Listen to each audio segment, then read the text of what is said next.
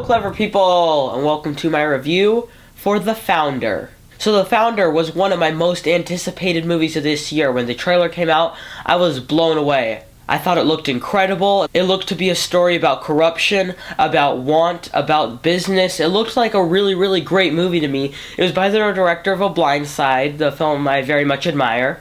The film revolves around the story of a businessman who found the first McDonald's and decided it would be great as a franchise. Though he didn't always agree with the two people that started the restaurant, he wanted to have it so that McDonald's was across the nation, from sea to shining sea, and the film revolves around the troubles that went through doing that, the issues, the corruption, and etc., etc. So as I mentioned, this was a film I was very excited for, and at the end of the day, I think that The Founder let me down a little bit.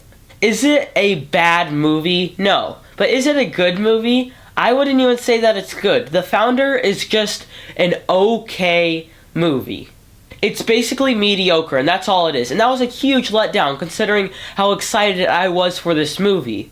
Definitely, the best part of this movie is the person who's on the cover of every single poster. It's Michael Keaton.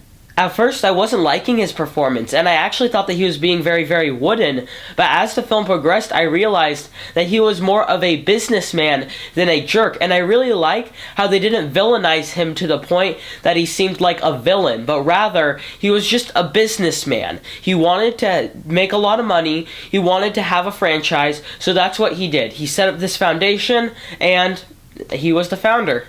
Besides that, Nick Offerman and everyone else in the cast does a reasonably good job. The acting in this movie is very, very good from pretty much everybody.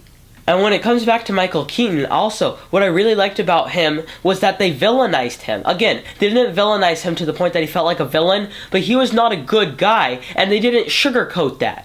They didn't say, oh, the founder of McDonald's, he was a fine guy that just had some issues. No, he was a bad person, but at the same time, he was a real bad person. He wasn't bad just for the sake of being bad. He had real ambition and a real want to be a bad person.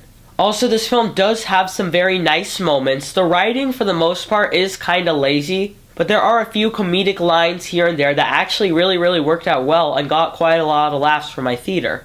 They used a lot of humor that's ironic, and it really worked with the movie because it worked with the situation that the characters were going through.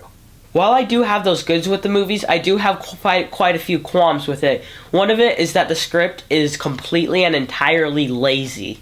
It will set up an event so that one character gets from point A to point B, only when he gets to point B, he doesn't do the thing that he said he would do at point A. And it's only done so that this character can be here for this movie thing to happen.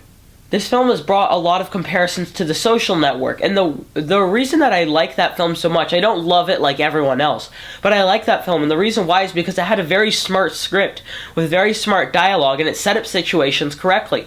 This film does not do that. It'll set up exposition. It'll say, okay, at the beginning of the movie, we're going to have this exposition, so you learn this.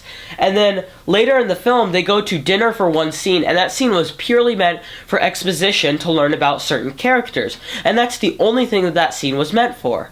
Also, I really wish that they would have attempted to make the content in this film interesting. Honestly, it wasn't interesting at all. I wasn't involved with the story. I was watching it play out in front of me, and throughout the film I was thinking, you know, this would be better as maybe a CNN 1-hour special. Or maybe it would be better written as a book, non-fictional or fictional. Either way, I think that this film would have worked out that way because I don't think that this was a filmable story. Is it interesting? Yes, it's interesting how one guy took the McDonald's idea and sort of took it for himself, but at the same time, they don't try to make it interesting, and that was really, really hard to sit through, and I really do think that this shouldn't have been a film.